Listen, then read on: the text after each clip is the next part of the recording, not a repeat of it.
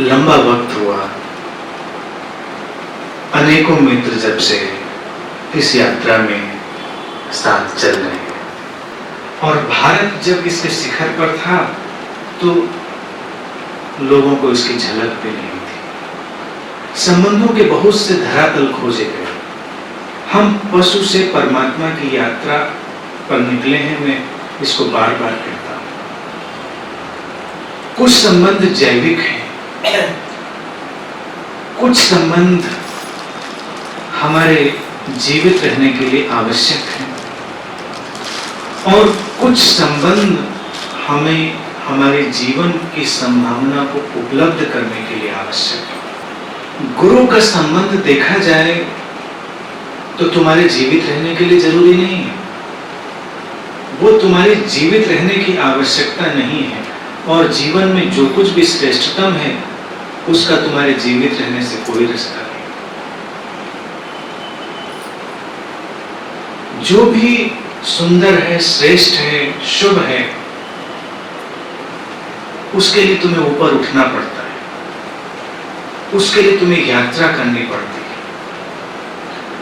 भारत ने इस यात्रा को जाना, इस संबंध को जाना और इस जानने की यात्रा के बीच में ही प्रकट हुआ गुरु और शिष्य का संबंध। ये संबंध किसी ऐसी व्यवस्था का हिस्सा नहीं था जिसे हम मैनिपुलेशन कहते हैं। श्री कृष्णमूर्ति जिसके विरोध में चले गए वो गुरु और शिष्य के संबंध के रहस्य के विरोध में नहीं थे। उनके सामने जो तस्वीर थी, गुरु के नाम पर चलने वाली जिस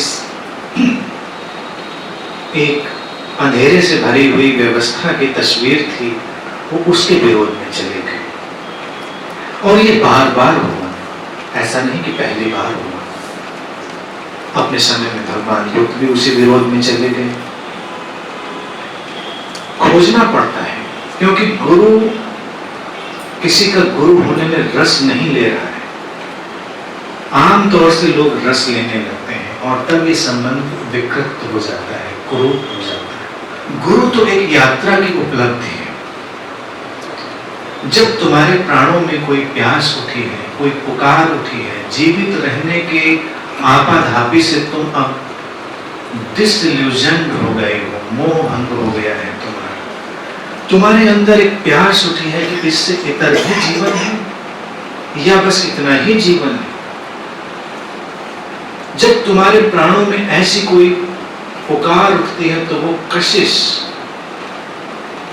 गुरु को पैदा करती है और इस संबंध को खोज लेना अपने आप में एक चमत्कार से कम नहीं था और भारत ने ये चमत्कार विश्व को दिया।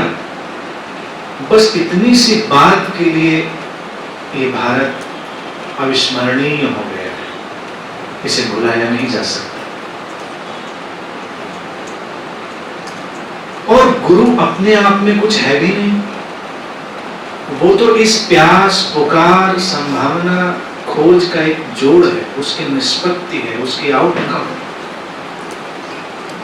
खोज विदा हो जाती है, संभावनाएं उपलब्ध हो जाती हैं, पुकार सुन ली जाती है, गुरु का फिनोमेना, गुरु की घटना विलीन हो जाती है।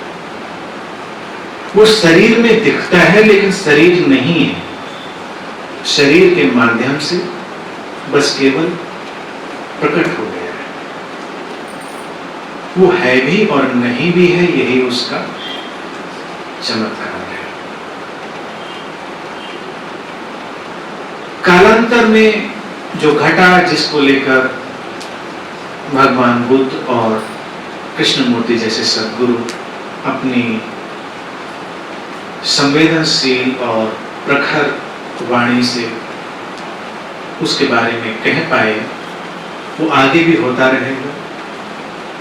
कहीं ना कहीं मैं भी उसके बारे में बोल ही रहा हूँ, उसकी बात कर ही रहा हूँ। तो ये प्रक्रिया चलती रहेगी, लेकिन ये फिनोमेना, ये रिश्ता खो ना जाए, इसका भी मेरा प्रयास रहेगा। क्योंकि ऐसा भी हो सकता है कि वो रिश्ता खो जाए तब मनुष्य की जितनी हानि होगी उसकी हम कल्पना भी नहीं कर सकते। ये सही और गलत की कोई बात नहीं है, क्या सही है क्या गलत है।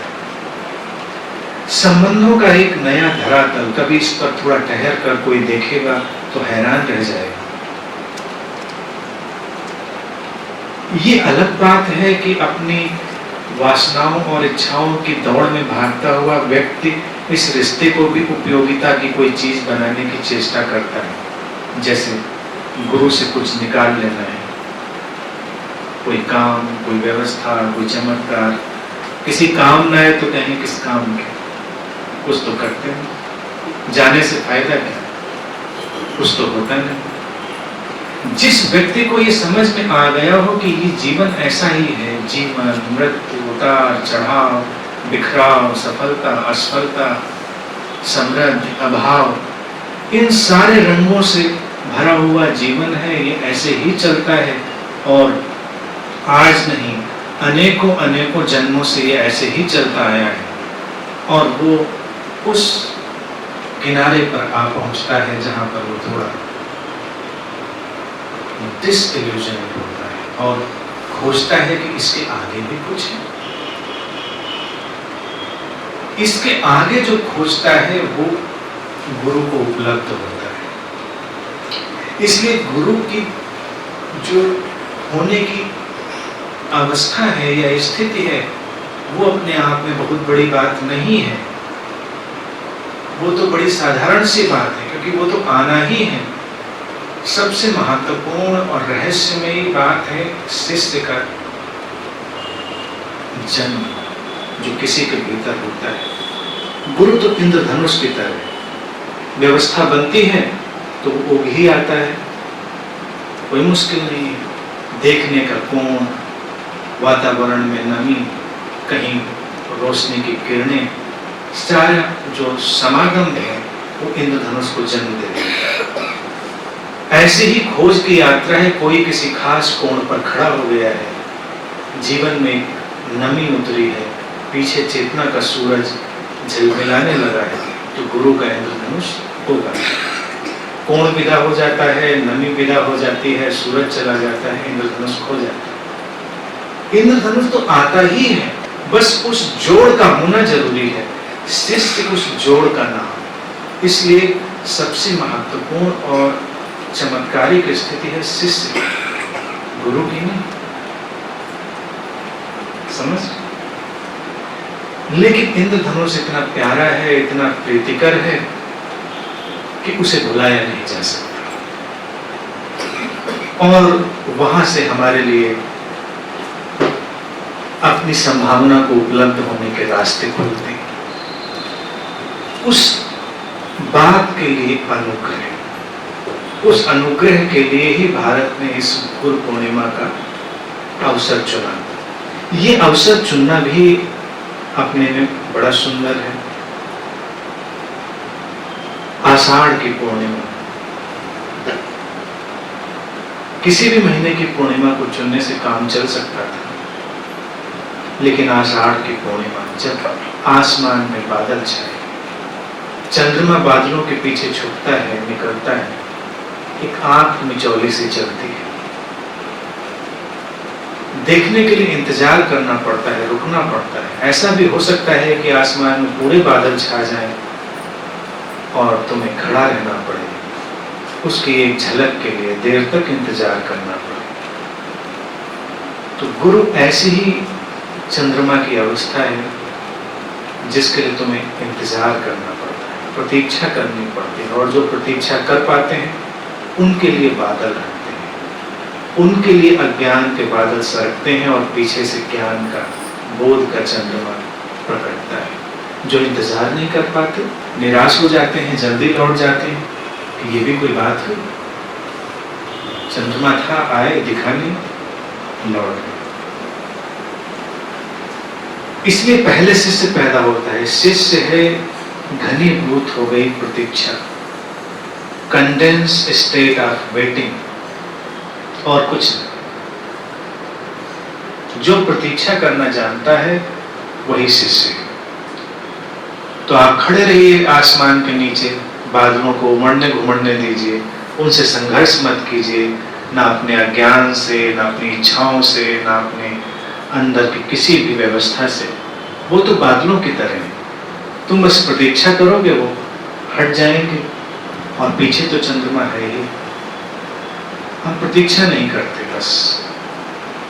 तो आषाढ़ की पूर्णिमा को इसलिए ही चुना गया कि उस प्रतीक्षा के रंग का भी स्वाद तुम जानो, और फिर तुम्हारे लिए आश्वासन है कि पीछे है चंद्रमा, निराश होने की जरूरत नहीं है। और जो बादल तुम्हें परेशान करते जान पड़ते हैं, उसको ढकते हुए जान पड़ते हैं, वो बरसते भी हैं, भिगोते भी हैं। उस बरसात का और उस भीगने का अपना रस है, अपना आनंद है। तो जिन चीजों से तुम घबराए हुए हो, उनसे घबराना नहीं है, उनके साथ एक मैत्री बनानी है। ज्यादातर तो व्यक्ति को लगता है कि अपनी वासनाओं से लड़ो, इच्छाओं से लड़ो, अहंकार से लड़ो, सबसे लड़ो। किसी गुरु ने कभी ऐसा नहीं कहा। बीच में जो गुरु के नाम से बहुत सारे और लोग आ जाते हैं, वो ऐसा कहते हैं। किसी अस्तित्वगत गुरु ने ऐसा नहीं कहा। वो तो कहता है ये सब तो बादल जैसा है, तुम थोड़ा इंतजार करो, बरसेंगे, खाली हो जाएंगे, निकल जाएंगे, संघर्ष क्या करना। और पीछे तो रोशनी है, पीछे आसमान है जो तुम्हारा है। भीगो और बस प्रतीक्षा करो। बादल जाने के लिए ही होते हैं, हमेशा रहने के लिए नहीं होते। वो जाएंगे, और जिसे तुम उपलब्ध होना चाह रहे हो उसको तुम उपलब्ध हो ही, बस ठहरे रहो।